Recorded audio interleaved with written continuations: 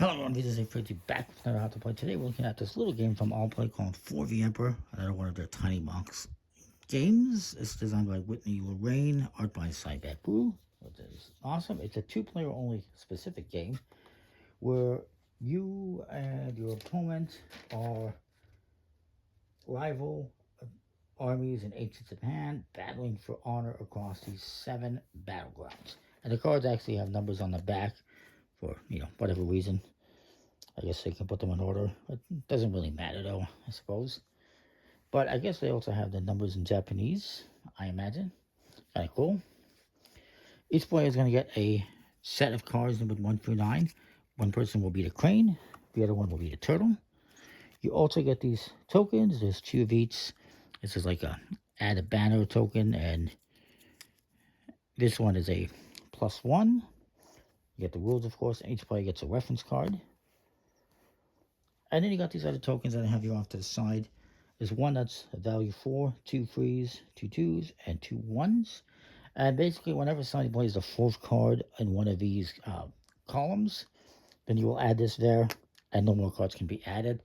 And then you'll see if one has 3 cards. If there is, you'll add a 3, and then you continue that on the line with 2s and 1s. Cards are numbered 1 through 9. Each player has the same cards. You're going to shuffle them up and draw 3 cards to start off. Each one has a different ability. I'll go through those briefly here. Number 1, the Empress.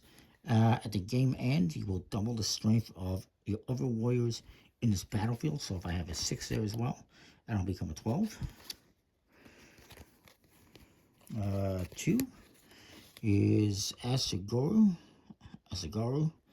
It says here, when played, you're going to place one of these plus tokens on another battlefield, and at the game end, you will gain the strength on its battlefield equal to the banner. So if there was, let's say, a number 3 here, and I added this one to this battlefield, it would give you another 3 in value.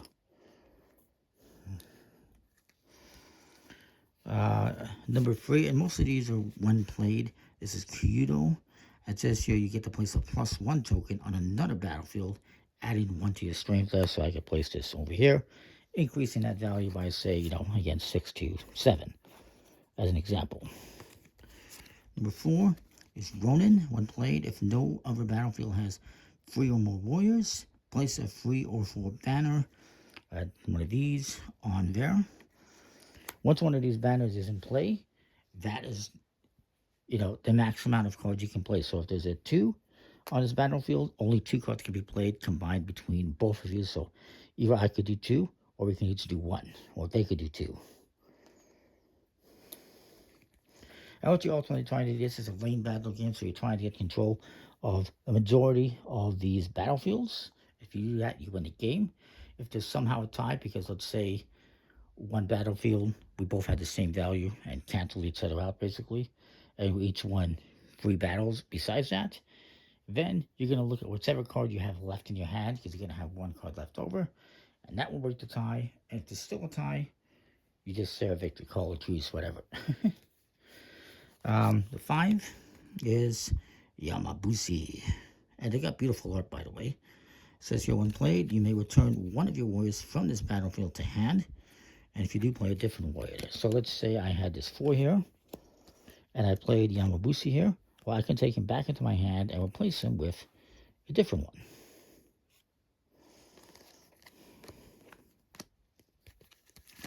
Number 6 is Woku. It says here, when played, you may move any ability token from this battlefield to another battlefield. So if I played that here and there was, my opponent had a token here, I can move this over here. Or you can move one of your own somewhere else to benefit yourself. It doesn't say if it has to be yours or not. Number 7 is the Onamusa. It says here, this is an ongoing effect. This is the only one that's ongoing. And so you see the rest are when you play it. This one's ongoing. And this one says your opponent can't play warriors with an 8 or 9 strength on this battlefield. Say play a 7 here. My opponent cannot play an 8 or 9 there. Number 8, speaking of which, is Sohei. Hope I'm pronouncing that correctly. And this is the game end ability. It says here, if this battlefield has a 1 banner, you may use this warrior as your tiebreaker. So that's if it had this here and I have this here. I can use this as a tiebreaker if need be. Let's say we both played 8s. Well, actually, no, that wouldn't work. I guess you could use this as a tiebreaker if there was a tie in banners. Something like that. And then number 9 is the Empress. Or sorry, the Samurai. The Empress is number 1. And there's no ability. This way is no ability, but it's the strongest one at the number 9. So let me just mix these up. Draw 3 cards. I'm going to get the tokens. They're going to draw 3 cards. Whoever has the crane goes first. It's very simple. On your turn, you're going to play a card. And let's say I play the 9. And then you draw back up. If there's an ability, when played ability, you will do the ability. In this case, there's not.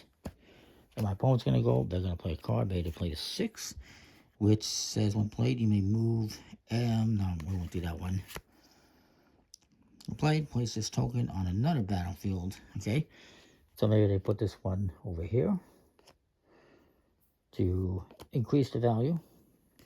Now, I'll put it over here for now, and then they draw back up. And you just keep doing this, going back and forth. Okay. So let's say I play this 5. Again, you can return one of your warriors from this battlefield to your hand. Let's play a different one here. I'm not going to. I'll just put that one there. It's 14. And my opponent's going to go. I don't play, let's say they play this 8 here. And this one says, if it has a 1 banner, you may use this as a warrior as a tiebreaker. Actually, I'll put that one there. Then it comes to me. And maybe I play this.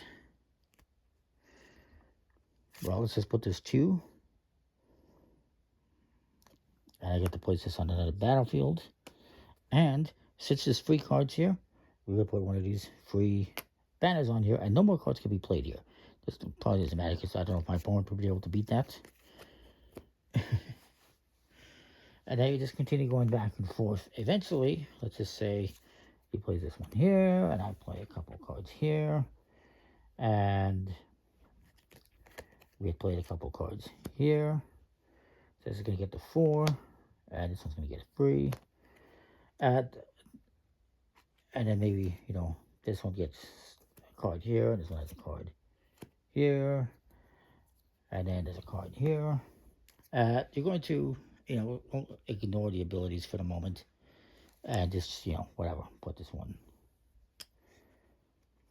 here. And maybe he played this one here. And actually, I won't put these here for now.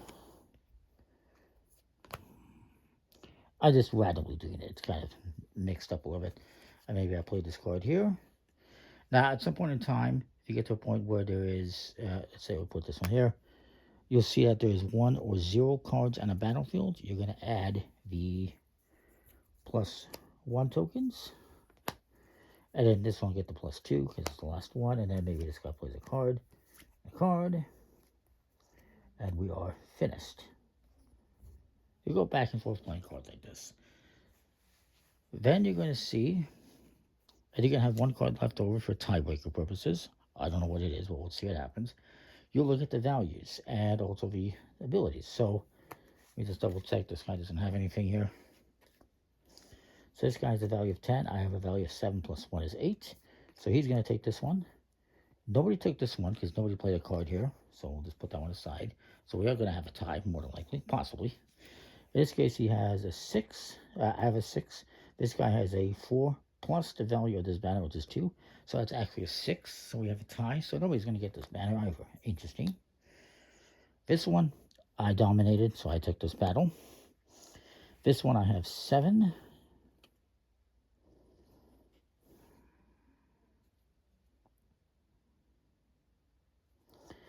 And he has 7 plus this 1 is 8. So he gets this banner. And then for this one, I have 15 plus 3, which is 18. And he has 8. So I dominated him there. So I get this one. And then for this last one, only I played a card here. So I win this battlefield. So I have 3. And he has 2. And so, since I have 1 more battles, I win the game.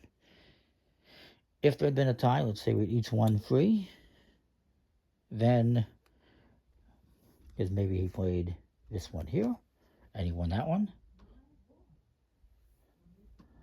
then we would look at these cards. He has a 1, and I have a 1. Oh, look at that, we're tied, so we actually just shared a victory. But let's say I had played, let's say I had this 8 in hand, and I would win the game. So that is the game. It's pretty cool. Nice little finished cards, nice little tokens and everything. It's cool. Is it as good as Battle Line or some other games? Probably not. But it's good in its own way. So that is For the Emperor. Comment, like, subscribe, what you think. We'll see you next time. Thanks for watching.